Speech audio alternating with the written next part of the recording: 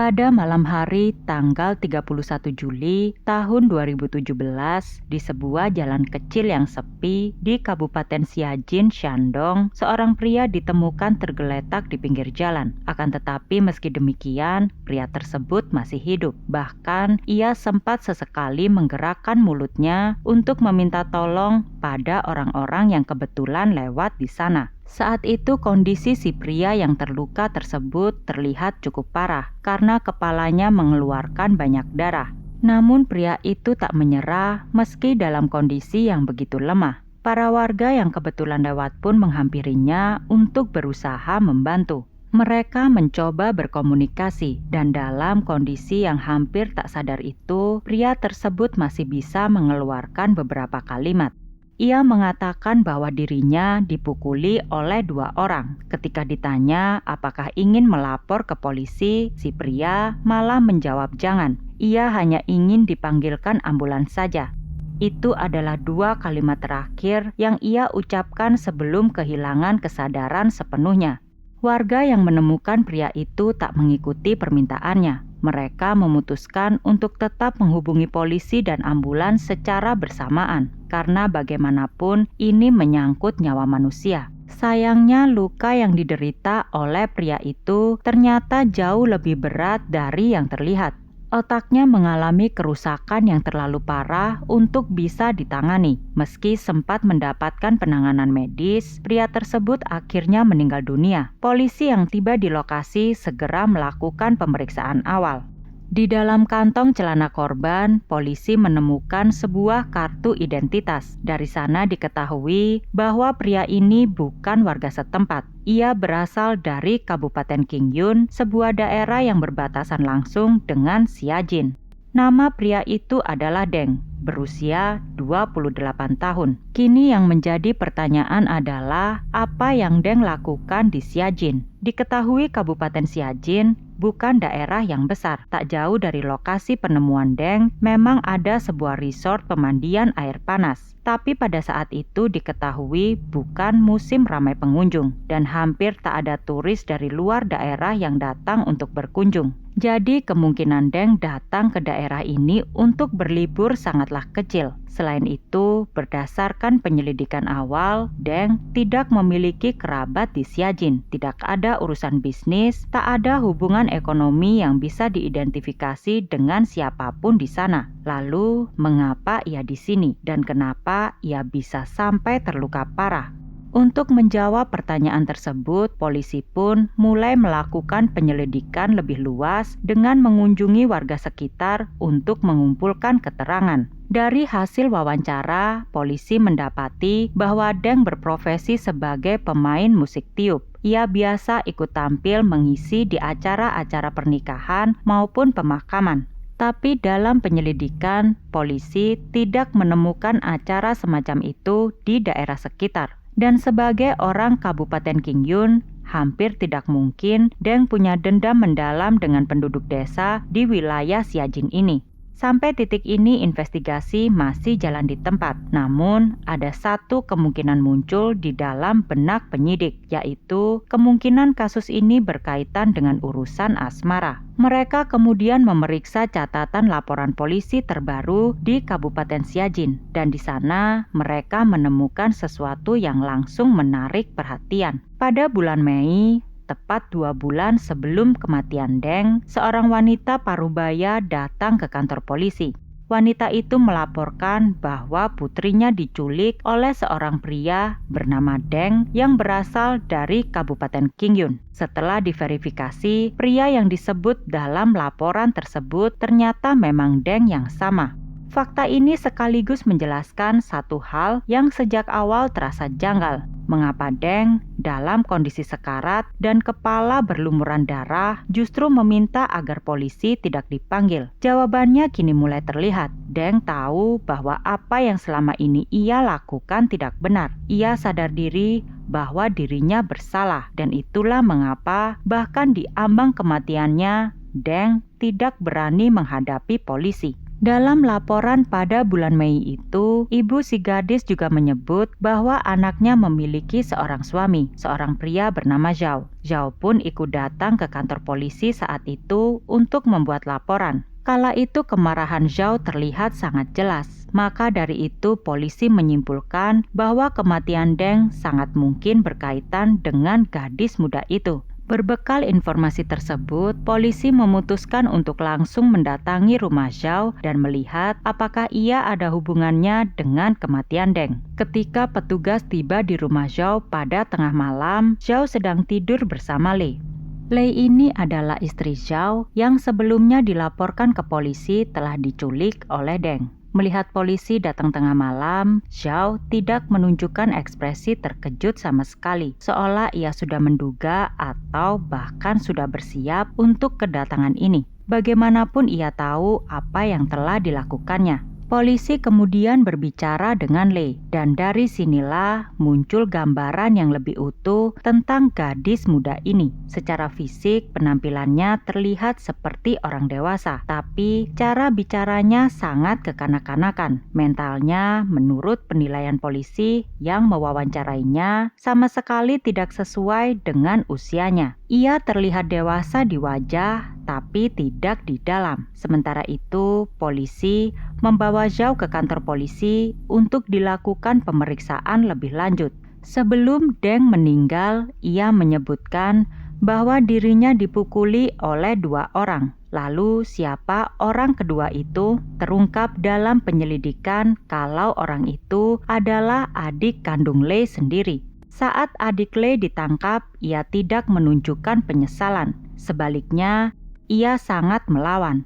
Menurut pandangannya, ia tidak melakukan kesalahan apapun. Kakak perempuannya itu sudah 2 kali kawin lari dengan pria lain. Baginya, itu adalah aib yang mencoreng nama baik seluruh keluarganya.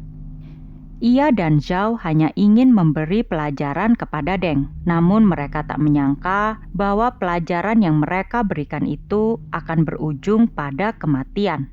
Untuk memahami mengapa semua ini bisa terjadi, kita perlu mundur jauh ke awal cerita. Diketahui Zhao bertemu dengan Lei pada tahun 2015. Saat itu, Lei baru berusia 16 tahun, sementara Zhao 7 tahun lebih tua darinya. Rumah mereka berada di desa yang berdekatan. Zhao bekerja di Beijing sepanjang tahun. Oleh karena itulah, ketika kembali ke kampung halaman, ia kesulitan menemukan gadis seusianya yang belum menikah. Kondisi demografis di daerah itu memang seperti itu.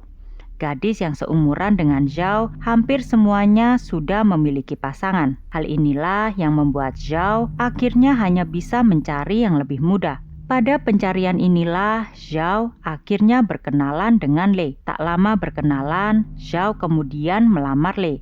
Kala itu, tanpa sedikit pun keraguan, Lei bersedia menikah dengan Zhao dan keluarga Lei pun setuju. Setelah proses melamar itu, keduanya menjalani hubungan selama lebih dari setahun. Hingga akhirnya pada awal tahun 2017, Zhao dan Lei mengadakan upacara pernikahan dan keduanya resmi hidup bersama sebagai suami istri. Akan tetapi, dikarenakan usia Lei yang masih belum genap berusia 18 tahun, keluarga kedua belah pihak sepakat untuk tidak mendaftarkan akta nikah secara resmi terlebih dahulu sambil menunggu Lei cukup umur sesuai dengan ketentuan negara. Di rumah Zhao yang kini merupakan suaminya, Lei diperlakukan seperti anak kecil karena memang begitulah keluarga Zhao melihatnya. Lei tidak dibiarkan mengerjakan apapun. Kegiatan Lei sehari-hari hanya main ponsel dan nonton TV. Diketahui Lei tidak bisa memasak, bersih-bersih rumah, ataupun melakukan pekerjaan rumah lainnya. Bahkan, Lei tidak bisa melipat baju atau selimut karena ia tidak pernah dituntut untuk melakukan pekerjaan tersebut semenjak belum menikah. Namun meski demikian, keluarga Zhao berpikir Lei masih muda dan masih punya banyak waktu untuk belajar. Akan tetapi justru dari kebiasaan main ponsel itulah masalah mulai tumbuh. Lei mulai sering mengobrol dengan seorang pria bernama Deng melalui ponselnya. Sampai suatu hari di bulan Mei 2017, Lei tiba-tiba menghilang dan ponselnya tidak aktif. Keluarga Zhao langsung panik dan melaporkan kejadian itu ke polisi. Zhao dan orang tuanya tak tidur selama 2 malam 3 hari demi mencari Lei. Belakangan diketahui bahwa hari itu Lei sengaja pergi ke pusat kabupaten untuk membeli baju dan di sana ia juga memiliki janji untuk bertemu dengan Deng. Kala itu keduanya bertemu dan Deng kemudian mengajak Lei pergi sambil mengatakan bahwa ia memiliki warnet dan ingin menunjukkannya kepada Lei. Bagi gadis seusia Lei, tawaran itu sangat menarik. Akhirnya ia pun setuju untuk ikut dengan Deng. Akan tetapi sesampainya di lokasi yang dikatakan oleh Deng bukan warnet yang ia datangi, melainkan rumah tinggal Deng. Lei yang rupanya tertarik dengan Deng pada akhirnya tidak memberontak untuk pergi. Ia malah tinggal bersama Deng di sana selama 3 hari. Di sisi lain, polisi yang mendapatkan laporan orang hilang yang dibuat oleh ibu Lei kemudian segera melakukan tindakan. Polisi langsung mencari keberadaan Lei. Setelah 3 hari masa pencarian, akhirnya polisi bisa menemukan Lei di rumah seorang laki-laki yang bernama Deng. Setelah ditemukannya Lei, Zhao, sang suami, dan keluarganya kemudian langsung membawa Lei kembali ke rumah keluarga mereka. Meski saat itu Lei terlihat sangat tidak bahagia, Zhao di sisi lain terlihat sangat bahagia karena bisa mendapatkan sang istri kembali. Kala itu mengingat usia Lei yang masih sangat muda, Zhao memilih untuk tidak menyalahkan istrinya. Ia menganggap Lei masih seperti anak-anak yang mudah tertipu mulut manis orang asing dan yakin lambat laun ia akan tumbuh dewasa. Zhao pikir setelah tertipu dengan rayuan Deng, Lei kini tak akan mau pergi lagi. Namun meski yakin bahwa Lei telah ditipu, Zhao tetap melakukan langkah pencegahan. Kala itu ia menyita ponsel Lei. Akan tetapi baru seminggu berjalan, Lei mengeluh bosan dan meminta ponselnya kembali dengan alasan ingin bermain game. Karena tak tega, akhirnya Zhao pun mengembalikan ponsel sang istri. Baru 2 hari setelah ponsel dikembalikan, lagi-lagi Lei kabur bersama Deng. Mengetahui hal itu, kali ini Zhao benar-benar marah. Ditambah lagi kali ini Deng bahkan berani mengirimkan pesan singkat lewat ponsel kepada Zhao. Dalam pesan singkat itu, Deng mengatakan bahwa Lei kini adalah miliknya dan Zhao sebaiknya tidak mencari mereka lagi. Meski amarahnya memuncak, namun dalam hati Zhao membiarkan Lei pergi dengan Deng bukanlah pilihan. Ia tetap berupaya untuk menemukan istrinya itu dan membawanya kembali. Akan tetapi meski demikian, Zhao tahu itu bukan jalan yang mudah. Oleh karenanya, kembali ia melapor ke polisi bahwa istrinya telah hilang. Polisi pun kemudian segera melakukan pencarian. Namun kali ini hasilnya nihil. Hingga tak terasa 20 hari berlalu, Lei tetap tidak ditemukan. Sampai akhirnya Zhao menerima telepon dari Deng yang memintanya untuk membawa Lei kembali. Tidak ada yang tahu apa yang mendasari Deng menghubungi Zhao kala itu. Mungkin saja keduanya bertengkar atau Deng yang sudah tak lagi sanggup bersembunyi dari pencarian polisi. Lei pun akhirnya pulang untuk kedua kalinya. Tapi kali ini suasananya jauh berbeda dari kepulangannya yang pertama. Zhao sudah tak lagi bisa bersikap lapang dada seperti sebelumnya. Sebagai suami, ia tentu mulai merasa kecewa dengan Lei. Bagaimana bisa harga dirinya diinjak-injak oleh Lei dan Deng yang datang dan pergi sesuka hati mereka. Apalagi ketika Deng menghubunginya untuk mengembalikan Lei, kekasih istrinya itu dengan kasar dan angkuh menyuruhnya untuk membawa Lei seolah Lei adalah barang yang sudah bosan ia mainkan. Di titik inilah kebencian Zhao kepada Deng mulai memuncak. Untuk kedua kalinya, Zhao menyita ponsel milik Lei. Namun kali ini ia menghapus semua kontak dalam ponsel tersebut. Akan tetapi tak lama kemudian muncul sebuah nomor asing yang mengirimkan pesan bertuliskan untuk tidak memblokir nomor milik Deng karena Deng ingin menyampaikan sesuatu. Yang tidak diketahui oleh si pengirim pesan tersebut adalah ponsel Lei saat itu sedang disita dan berada di tangan Zhao. Zhao pun membaca pesan tersebut. Ia tahu persis apa artinya. Deng ingin menjemput Lei lagi untuk yang ketiga kalinya, dan di titik itulah sebuah rencana mulai terbentuk di kepala Zhao. Zhao memutuskan untuk berpura-pura menjadi Lei. Dengan menggunakan ponsel sang istri, ia membalas pesan-pesan dari Deng dan kemudian mengundang Deng untuk datang ke Xiajin, seolah-olah itu adalah Lei yang mengajaknya. Deng tidak tahu bahwa yang mengobrol dengan dirinya adalah Zhao. Tanpa menaruh curiga sedikit pun, ia menyetujui ajakan itu. Mereka sepakat bertemu di kawasan resort pemandian air panas Xiajin. Deng berangkat dari Kabupaten Qingyun menuju Xianjin. Selama perjalanan, setiap 5 menit ia mengirimkan lokasi terkini pada ponsel milik Lei. Tanpa curiga, Deng memberitahu tiap lokasinya. Deng tak tahu bahwa perjalanannya kali ini adalah suatu jebakan yang dibuat oleh Zhao. Sambil menunggu Deng tiba di Xiajin, Zhao menghubungi adik laki-laki Lei dan memberitahunya bahwa Deng akan datang. Adik laki-laki Lei itu adalah seorang pemuda yang dikenal sangat emosional. Ia pun bersiap memberi pelajaran kepada pria yang sudah 2 kali mengajak kabur sang kakak. Mereka berdua menunggu kedatangan Deng di dekat lokasi yang sudah disepakati. Senja itu ketika pada akhirnya Deng tiba di dekat resort pemandian air panas Xiajin, betapa terkejutnya dirinya manakala yang menunggunya bukanlah Lei sang kekasih, melainkan Zhao dan adik laki-laki Lei. Tanpa memberi waktu bagi Deng untuk memahami apa yang terjadi, keduanya langsung menarik dan menyeretnya ke sebuah hutan kecil di dekat resort. Di sanalah Zhao dan adik-adik Lei memukulinya habis-habisan hingga Deng tak berdaya. Dengan sisa tenaga yang masih ada, Deng merangkak keluar dari hutan kecil itu menuju pinggir jalan. Disitulah orang-orang yang lewat menemukannya pada malam hari tanggal 31 Juli 2017.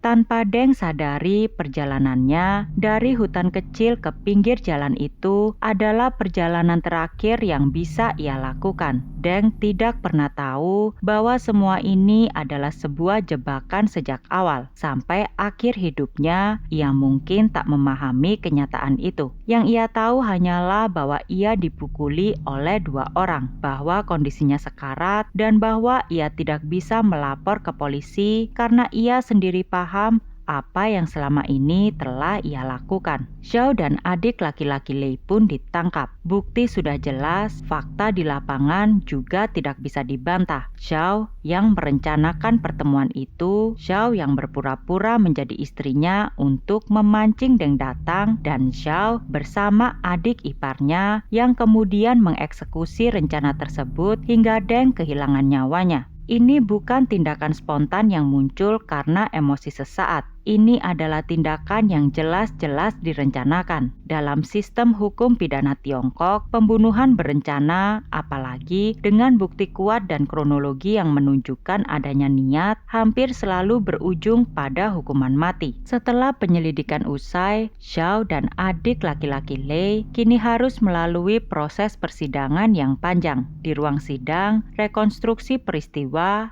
bukti forensik, dan pesan-pesan yang ditemukan di ponsel Lei dipaparkan secara rinci. Semua menunjukkan bahwa Zhao bukan hanya terbawa emosi, tetapi secara aktif menyiapkan jebakan untuk Deng. Hakim akhirnya menyimpulkan bahwa tindakan Zhao memenuhi unsur pembunuhan berencana dan ia pun divonis hukuman mati. Sementara itu, nasib adik laki-laki Lei berada di jalur yang berbeda. adik laki-laki Lee terbukti masih di bawah umur pada saat melakukan tindak pidana tersebut. Oleh karena itulah, ia tidak bisa dijatuhi hukuman yang sama dengan orang dewasa. Hukum mewajibkan adanya pengurangan hukuman dan hukuman mati sama sekali tidak bisa dijatuhkan kepada adik laki-laki Lee yang masih di bawah umur saat kejadian, seberat apapun perbuatannya. Adik Lee memang ikut serta dalam pemukulan yang mengakibatkan kematian Deng, tapi posisinya dalam kasus ini berbeda dari Zhao. Ia bukan perencana. Ia tidak merancang jebakan, tidak berpura-pura menjadi orang lain untuk memancing Deng datang, dan tidak membuat keputusan untuk mengakhiri nyawa seseorang secara terencana. Adik laki-laki Lee hanya diajak, dan karena emosinya yang belum matang, ia ikut tanpa mempertimbangkan konsekuensinya. Kombinasi antara usianya yang masih di bawah umur dan posisinya sebagai pelaku yang bukan perencana utama, kemungkinan besar menjadi dua faktor yang sangat mempengaruhi putusan hakim. Dalam kasus seperti ini, hukuman yang paling realistis untuknya adalah hukuman penjara dengan durasi tertentu, namun bukan seumur hidup. Dengan perhitungan itu, ada kemungkinan ia bisa menghirup udara bebas jauh sebelum usianya menyentuh 30 tahun. Tapi berapapun lamanya hukuman yang dijatuhkan, ada satu hal yang tidak bisa dihapus begitu saja oleh waktu. Adik Lee ikut mengakhiri nyawa seseorang ketika usianya masih sangat muda. Itu adalah beban yang akan ia bawa jauh lebih lama dari masa hukumannya.